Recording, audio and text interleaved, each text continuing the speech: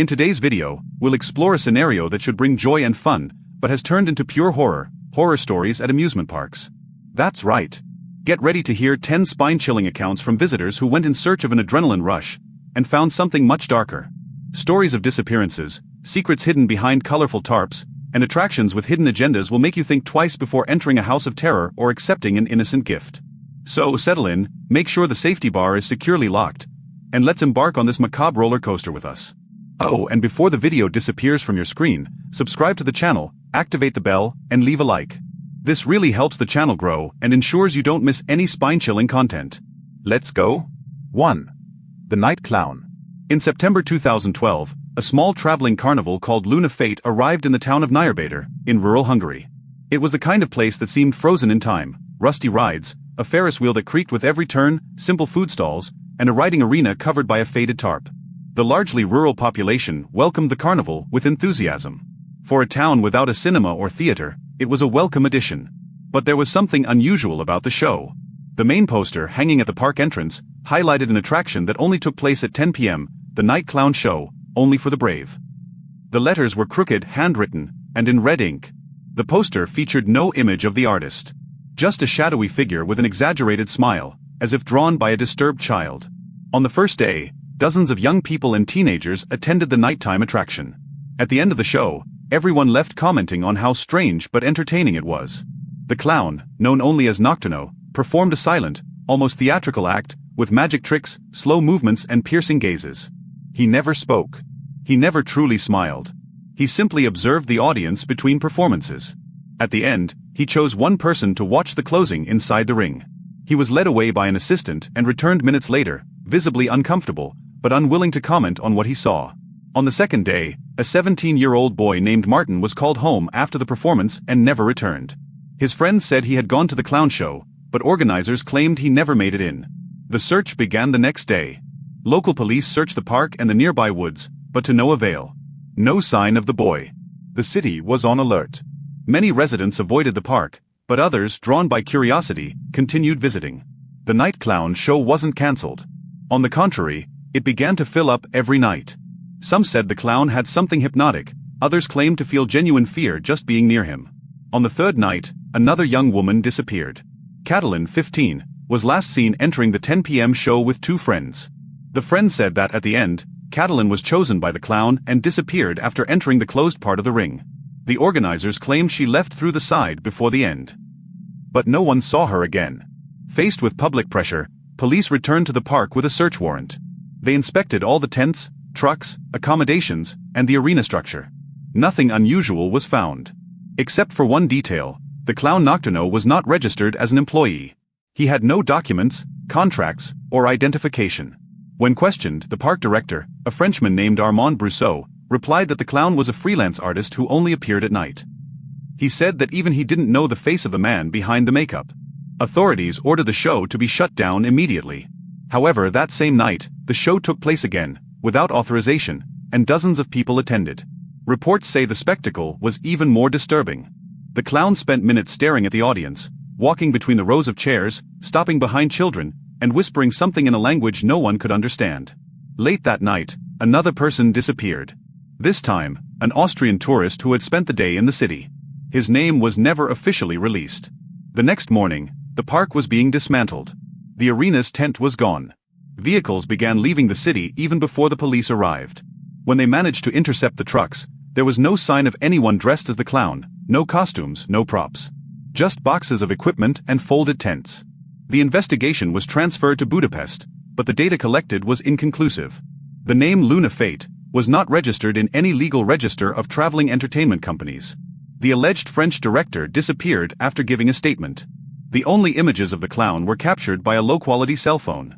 The videos show a tall man with smeared makeup, a wide-brimmed hat, and his eyes fixed on the camera for too long, as if he were seeing something beyond. In the following months, other small parks in countries like Romania, Croatia, and Slovakia reported similar disappearances. They were always associated with a nighttime show featuring a mute clown with a white face and a smeared red smile. The show's name changed, but the pattern was the same: late hours, unexplained disappearances, and no real clues as to who was responsible. Today, true crime and unsolved disappearance forums have threads dedicated to the night clown. Some people claim to have survived the spectacle. They say that upon being chosen, they were led down a dark hallway, blindfolded, and forced to answer questions about childhood traumas. Those who responded fearfully returned. Those who laughed or challenged were never seen again. To this day, the Nyarbator case remains unsolved. The names of the missing were engraved on a metal plaque left at the town's entrance. But no authority has confirmed the connection to the park. Officially, it's all just a coincidence. 2. The ghost train that nobody got off. In the summer of 2014, the night fair traveling theme park arrived in the small town of Andalusia, Alabama, USA. It was one of those communities where everyone knew each other, and any new arrival was greeted with excitement. Families turned out in droves, parents dropped off their children after church, young people gathered at night, and couples enjoyed the illuminated attractions. Among the attractions, one stood out, the Tunnel of Terror, the park's ghost train, with a vintage look and promising a truly scary ride. The cart held 2 people at a time. The ride, according to park staff, lasted about 3 minutes. After that, the doors on the other side of the attraction opened, and the passengers exited. But rumors soon surfaced. Some locals began to say people were getting on, but weren't being seen leaving. At first, it seemed exaggerated. Children making up stories. Until a local teenager, Emily Rhodes, disappeared. Emily was 16. She went to the park with friends and boarded the train with her boyfriend, Carter. Around 9 p.m. Carter walked out the exit door dazed. Emily wasn't. He said she'd gotten off the train before him and entered through a side door, thinking it was part of the route. He thought she was playing a prank. But she never showed up again. The police were called that same day. Park management cooperated, but with reservations. They showed us the inside of the attraction, dark corridors, animatronic figures, a simple track system. No extra access. No side doors. No internal cameras. No Emily. The investigation was closed due to lack of evidence. They claimed she might have run off with someone, that her boyfriend was confused, that the park couldn't be held responsible for something that hadn't occurred under their direct supervision. The case was forgotten. Until the park returned 2 years later. In 2016, Night Fair reappeared in Andalusia, as if nothing had happened. Authorities tried to block its installation, but without legal grounds, they were unsuccessful. The ghost train was still there, with the same facade, the same name, and a new sign, now more real than ever. It was then that 3 local teenagers decided to take matters into their own hands. They entered the attraction with hidden cameras. The video was recovered days later, after 2 of them disappeared. The third girl, Lucy Barker, survived, but was hospitalized for traumatic shock. The video showed a much longer journey than promised. More than 7 minutes in narrow corridors, with metallic noises coming from the walls. Muffled voices. At one point, the cart stops. One of the young men gets out to investigate. The camera captures a door opening by itself, a human figure watching in the background. The video ends with the light flashing. Lucy was found walking alone on a road 30 kilometers from the city, dehydrated and in shock. It took her days to speak. When she did, she said they had been removed from the attraction through a hatch and taken to an underground room, where they were questioned by a masked man. She said the other 2 screamed for help, but no one responded. She didn't remember how she managed to escape. The police returned to the park that same day. Everything was already being dismantled. The ghost train ride was gone. No trace. Just tire tracks and abandoned tracks in the grass. Those responsible had left in the early hours of the morning, without authorization. In the following months, new reports emerged from neighboring cities. People were disappearing on mobile attractions, always at night, always on rides with little supervision. A pattern was forming. Independent investigators began mapping Night Fair's movements. The park followed a haphazard route through southern states, avoiding areas with more intense media coverage. It always used different names: Midnight Thrills, Carnival Luna, Nocturne Show, but maintained a similar structure: old rides, few visible employees, and no fixed legal records. An anonymous former employee reported on a dark web forum that the ghost train was just a facade. The interior was constantly changing. Some tunnels led to adapted container compartments, with doors hidden behind the sets. If they chose you, the track would deviate. He said the selection was based on prior observations, by cameras and infiltrators within the park itself. To date, the disappearances linked to Night Fair have not been officially connected. Each city treats its case as isolated. But there are unexplained reports in at least 14 different counties across the U.S., all involving young people, all with the same common denominator: the ghost train. The Night Fair name disappeared after 2019. But reports of a mysterious park with ancient rides and silent staff continue to surface sporadically. Some victims say they felt time slow down upon entering the ride. Others report hearing sounds that sounded like recordings of voices calling for help. None of these claims have been confirmed. Lucy Barker never spoke publicly about her experience again. Today, she lives in seclusion in a therapeutic community in Colorado. In one of her only interviews, recorded on audio, she said, "The worst part wasn't the man in the mask. It was the feeling that no one inside wanted to leave." 3. The prize stand. In August 2018, the traveling amusement park Felicity Fun Park arrived in the small town of Oraš, Bosnia and Herzegovina. The region, still scarred by the war of the 1990s, was trying to rebuild itself with local events, fairs and family attractions. The park was set up in a field near the school, with vintage rides, flashing lights, and dozens of colorful stalls offering popcorn, candy and games of skill. One of the booths stood out, the ring game, where the goal was to hit bottles to win stuffed animals. The man in charge was a tall, bald man with a mechanical smile and an accent no one recognized. He introduced himself as Mr. Denny, always wearing the same navy blue polo shirt and a stained red apron. He never said much, but the children seemed to love him, especially when they won special prizes. On the second day at the park, an 8-year-old girl named Milena disappeared. She had gone to the park with her grandparents and was last seen grabbing a prize from Mr. Denny's stand. Her grandparents said they briefly took their eyes off her. Within minutes, Milena was gone. The search began immediately. Police questioned employees, canvassed the area and checked cameras, although few were working. The ring toss stand was searched, but nothing unusual was found.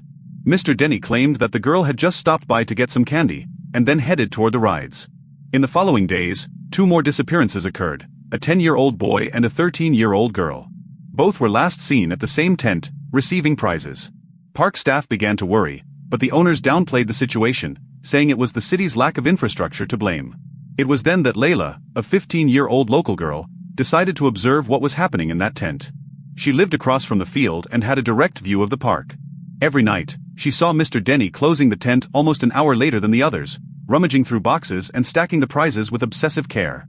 On the 4th night, Layla took a photo of what she saw from the window, the man opening a hatch in the tent floor, like a trapdoor.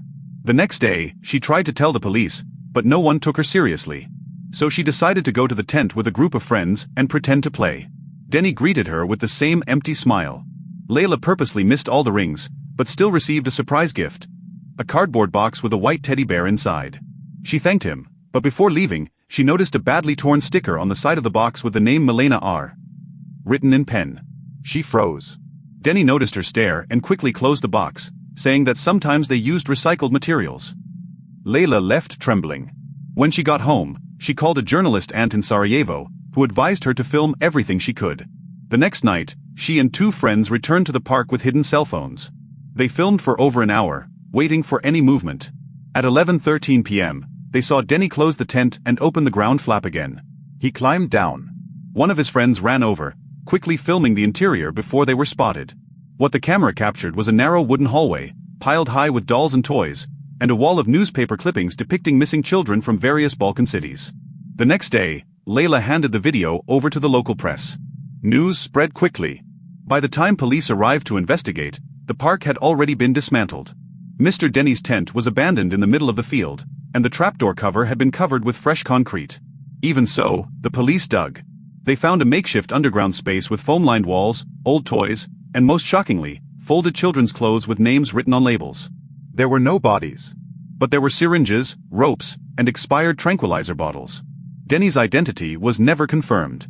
His passport was fake. His fingerprints didn't match any European database. Felicity Fun Park disappeared. And even with alerts across the region, months later, new mobile versions of the park continued to pop up in small towns, with different names, but the same style of stalls and the same layout of rides. Layla gave interviews and became a local symbol of courage. But she also received threats. She was transferred to Sarajevo, where she still lives under a different identity. In her last public appearance, she said, "They weren't just a park. They watched. They chose the children without anyone around. It was like a living catalog." The case remains unsolved. But on obscure forums, an image of the side of a recent stall, spotted in Croatia, is circulating. In it, a tall man in a blue polo shirt and red apron hands a prize to a child. The caption reads, "He's still choosing." Hey guys? Are you feeling that shiver down your spine too? These amusement park stories are far from a joke, right? If you're enjoying this tense and mysterious atmosphere, take a quick break now, subscribe to the channel, and leave a like. This really helps me keep bringing you more dark stories. Let's get back to the video, because there's still a lot of sinister stuff ahead. 4. The screams that no one heard. In the sweltering summer of 2017, the Luna Mare traveling amusement park set up shop on the outskirts of Vetralla, a small town in the Italian countryside with just over 13,000 inhabitants.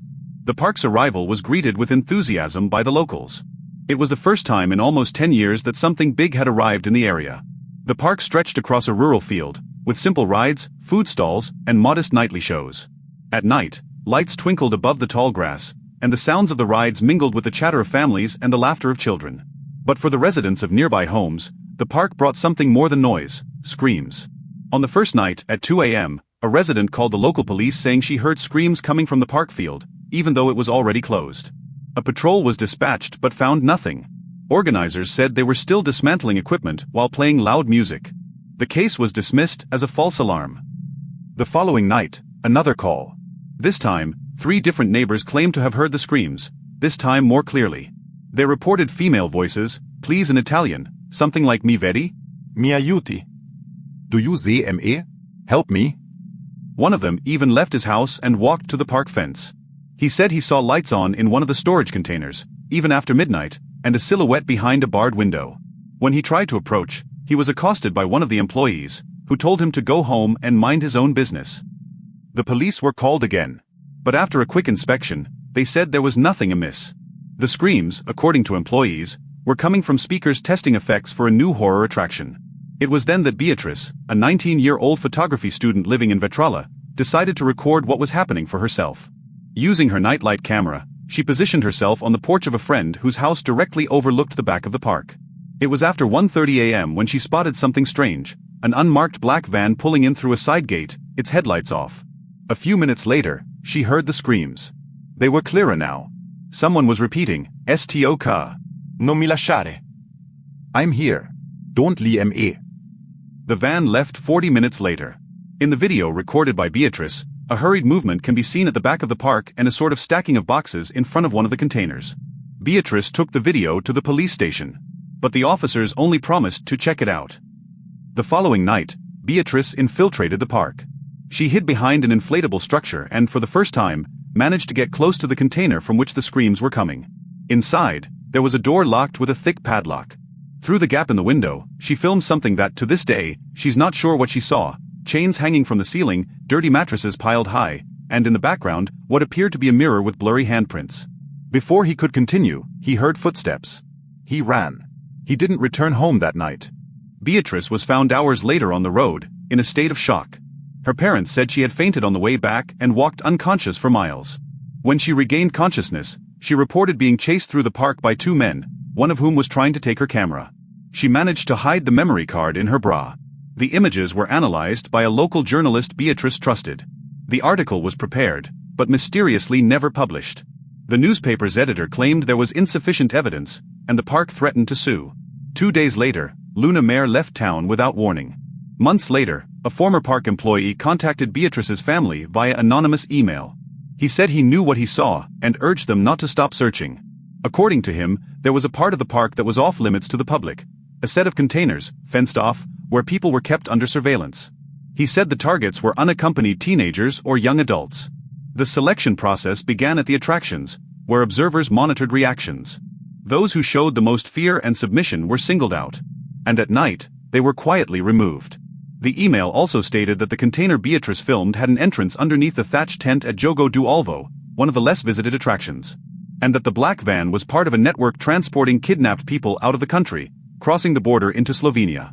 The police never officially acknowledged any wrongdoing. But a dossier obtained by Italian activists records at least 12 unsolved disappearances in cities through which the Luna Mare passed between 2015 and 2018. All young people, all in parks, all at night. Beatrice has not spoken to the press since then. She lives with her parents, undergoing psychological treatment. In an old post that still survives on Twitter, she wrote, "I heard someone scream. And in that moment, I realized that real terror isn't the scream. Is the fact that no one listens anymore." Luna Mare never returned to Vetralla. But each summer, new towns announce it, under different names. And attentive locals say that on some early mornings, a whisper can still be heard among the empty tents. 5. The abandoned park that reopened. In 1993, a children's playground called Zabakowy Raj, Paradise of Toys, was hastily closed in the southern Polish city of Tarnow. Officially, the city government cited structural problems and a risk of accidents. But residents claimed the real reason was more sinister: the disappearance of 3 children in less than 2 months, all last seen inside the park. The case was never solved. After the closure, the playground was gradually swallowed up by vegetation. The rides rusted, the gates were welded shut, and the city erased it from memory. Until, almost 30 years later, in September 2022, the park reopened. Without prior notice, without a promotional campaign, without any clear identification of the new management. Only a makeshift banner at the entrance read, "New Era, come rediscover your childhood." The rides had been repainted, but maintained the retro 1980s style. The same seesaws. The same metal slide with crooked steps. The carousel, though rusted, spun with a silent motor. It was as if nothing had changed, just frozen in time. The news spread quickly throughout the region.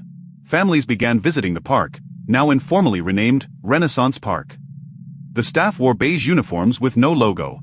They avoided conversation, simply pointing out directions or handing out tokens to play. Some residents found their silence uncomfortable, but no one raised any real suspicions. After all, the park seemed clean, restored, and harmless. In the early days, what stood out was the behavior of the monitors. Instead of observing the rides, they observed the visitors. Using clipboards, they took discreet notes while adults walked alone through the park. Children received no attention. Young adults, especially those who came alone, were constantly approached subtly, with compliments, invitations to exclusive nostalgic experiences, or simply asked strange questions, like what was your favorite place when you were a kid?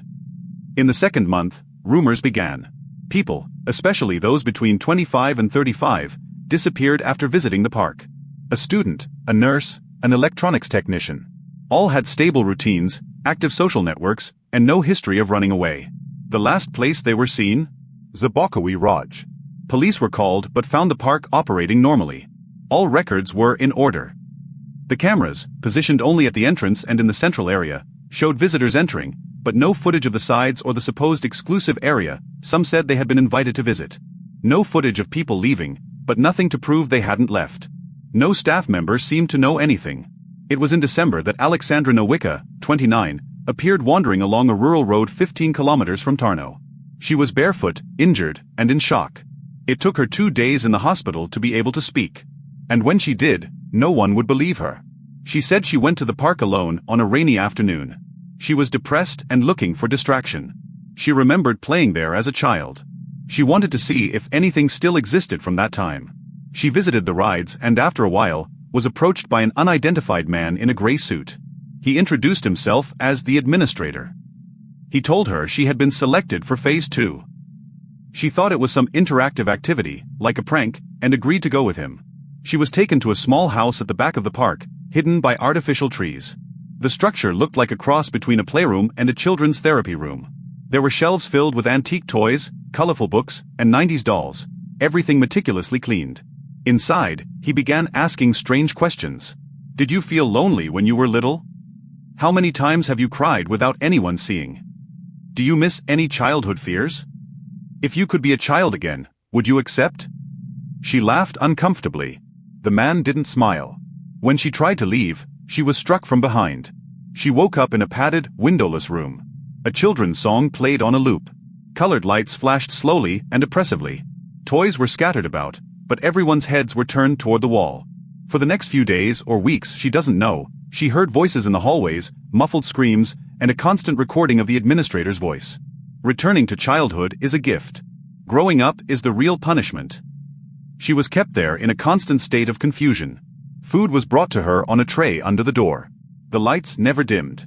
At each session, the administrator returned and asked increasingly invasive questions. He seemed to test her emotional boundaries. One night, he asked her to describe in detail the most humiliating moment of her childhood. It was only because one of the air duct's maintenance locks was loose that she managed to escape. She crawled through dirty tunnels, passed through a room where she heard someone crying softly, and emerged through a trapdoor at the back of the park, covered in leaves. The police returned to the park with a warrant. But the house described was gone. In its place, only a dismantled spinning ride. No sign of the tunnel. No record of the man in the gray suit. The company operating the park had had its CNPJ, Brazilian taxpayer registry, terminated 5 days before the escape. All employee contracts were physical, dated, and signed with names that didn't match any database. Alexandra was taken to Krakow and now lives under protection. In an interview with RMF-FM radio, she stated, "They didn't want to hurt my body. They wanted to dig into my head until only the wounded child was left. As if they were collecting traumas." Since then, reports of similar parks have surfaced in rural areas of Hungary and Lithuania. All with nostalgic themes, free admission, silent staff, and at least one disappearance. The input range was always the same. New era, kam rediscover your childhood. Sechster the trail of blood in the mirror Marze. In October 2019, the Mirage Luna traveling amusement park arrived in Lancaster, Ohio. It was one of those parks hastily assembled in empty parking lots, with worn-out rides, loud music, and dubious-looking prize booths. But the most eye-catching feature was the Mirror Maze, a large structure covered in black tarp, with flashing neon lights at the entrance and a flashy sign. Attraktion no. 7. Reflected courage. It wasn't the first time Mirage Luna had visited the area, but that season the mirror attraction was new. It promised an immersive, intense, and realistic experience. Visitors reported that the maze was truly scary, with seemingly endless corridors and a constant feeling of being watched. Within the first few days, strange reports began. People claimed to hear voices different from those on the soundtrack, whispers close to their ears, footsteps behind them when they were alone in the hallway. One teenager swore he felt someone tugging at his backpack. A woman claimed she saw a face in the mirror that wasn't hers or anyone she knew. The reports were treated as viral marketing, and the attraction only grew in popularity. Despite their popularity with the public, there was something unsettling about the monitor's behavior. The staff overseeing the maze's entrance and exit didn't smile, didn't talk to each other, or even guide visitors. They simply observed. They carried radios in their pockets and occasionally spoke short codes, such as 2 going, entrance a clear, keep track 3. Those working at the other tents said these monitors weren't part of the park staff. No one saw them outside the attraction, not in the accommodations, or in the cafeteria. Inside the maze, visitors reported a strange change in temperature. Even on cold nights, the place was stuffy. There was a smell of rust, and the walls vibrated slightly, as if some system was working behind the mirrors. The lighting was dim, and the background music sounded like it was recorded from old tapes, with hissing, children's voices, and offbeat metallic noises. Until, one Friday night, a couple didn't leave the attraction. The maze's entrance was monitored, but not its exit. Officials claimed the two probably left through another emergency exit and left without going through the front. However, their belongings were still in the locker, and their car remained in the parking lot. The park's cameras only covered the food court and the main entrance. There was no footage of the two leaving. Police were called, but the park had already closed when they arrived. The next day, officials allowed officers in, but claimed the maze had been dismantled for maintenance. The structure was partially empty. The mirrors were stacked, and the interior was too dark for immediate inspection. Due to the lack of evidence, the case went cold. The local press reported the disappearance as an isolated incident, without further investigation. But a week later, another disappearance occurred, a 27-year-old man named Jordan Pierce, who had entered the attraction alone at night and was never seen again. It was then that 3 young people from the city, Ethan, Lara, and Miguel, decided to enter the maze with hidden cameras. They wanted to prove that something strange was happening inside. The video they managed to capture was posted on an underground forum and soon removed, but copies circulated among criminal investigation groups. In the video, the 3 walk through winding corridors of mirrors. Distorted reflections create a disturbing visual effect. At certain moments, reflections don't correspond to their movements. A shadow appears in a section of the mirror, but when they look directly at it, there's nothing. In one section, Miguel passes around a corner and disappears from the camera's view. The sound of impact against glass is heard, followed by silence. Ethan and Lara search for him, but begin to lose their way. The lights flicker. The soundtrack stops. And then, a different recording begins, a low male voice, repeating phrases like "You're not getting out, they've already seen you, it's too late." The two escape through an emergency exit. Miguel was never found. A shaken Lara reported that during the final minutes she saw a door behind a broken mirror, with dried blood on the handle. When she tried to open it, one of the attraction's monitors suddenly appeared and ordered her and Ethan to evacuate immediately. She described the employee as too calm for someone who just lost a guest. Police returned to the scene days later. The attraction was gone, completely dismantled. Organizers claimed the park was moving to another state. No employees were located. The registered company was an offshore company in the Virgin Islands, with unconfirmed headquarters. It was a parking attendant who provided the only solid clue. He found a handkerchief with dried blood stuck behind one of the maze's fences, next to a name tag bearing the name Jordan P. Forensics confirmed the DNA, but the body was never found. From this, independent investigators began to establish connections between traveling carnivals with similar attractions. In at least 5 U.S. states, attractions with mirror mazes have recorded unsolved disappearances in the last 4 years. The layouts were nearly identical. The structures were identical. None remained in the same location for more than 2 weeks. Theories began to emerge. Human trafficking? Torture Games? Traveling cults? A former employee anonymously posted on a forum saying that attraction no. 7 wasn't just a maze. He said that behind one of the mirrors was a compartment with metal doors, where those who were selected never returned. He said the victims were selected by someone behind the scenes, based on facial expressions monitored by hidden cameras in the mirrors. Those who displayed intense fear or hesitation were marked in real time. A monitor received instructions by radio and manipulated their path to the collection point. The identity of those responsible has never been revealed. But to this day, in recent reports from traveling carnivals in the US, people still report a mirror maze that seemed more real than it should have. And among these reports, there's a disturbing pattern. Everyone says that at some point along the way, they see their own reflection looking the wrong way. 7. Mann on the Ferris wheel. In the spring of 2015, a small amusement park called Baltic Dreams opened in the town of Ogulin, a forgotten village in the Croatian countryside, nestled in the foothills of the mountains. It was a simple park, with few rides, dim lights, and a nostalgic soundtrack echoing through crackling speakers. But the most striking feature was the enormous Ferris wheel, much larger than the other rides and located off-center, near a clearing, almost hidden behind a row of trees. It looked older than the rest of the structure. The paint was worn, rust was visible on the gears, and the cabins were closed with manual locks. At the top, a barely legible sign read, Cabalita 7. Locals didn't recall seeing the wheel in any previous iterations of the park, nor did they know if it had been assembled there or brought from elsewhere. The park was open only at night, with free admission. The Ferris wheel, however, only opened after 10 p.m. And the most curious thing, only one cabin was open at a time, always cabin 7.